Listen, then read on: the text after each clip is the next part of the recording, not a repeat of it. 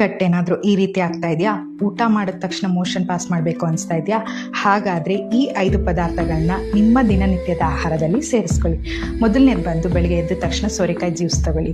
ಇದರಿಂದ ನಿಮ್ಮ ಗಟ್ಟು ಪೂರ ಕ್ಲೆನ್ಸ್ ಆಗುತ್ತೆ ಆ್ಯಂಡ್ ಯಾವುದೇ ಇನ್ಫೆಕ್ಷನ್ಸ್ ಇದ್ದರೂ ಕ್ಲಿಯರ್ ಮಾಡುತ್ತೆ. ಆ್ಯಂಡ್ ಎರಡನೇದು ಬಂದು ಚಿಯಾ ಸೀಡ್ಸ್. ಸೋರೆಕಾಯಿ ಜ್ಯೂಸ್ ಆದ ನಂತರ 1 hour ಗ್ಯಾಪ್ ಕೊಟ್ಟು ಇದನ್ನು ತಗೊಳ್ತಾ ಬನ್ನಿ. ಆ್ಯಂಡ್ ಮೂರನೇದು ಬಂದು ಮಜ್ಜಿಗೆ.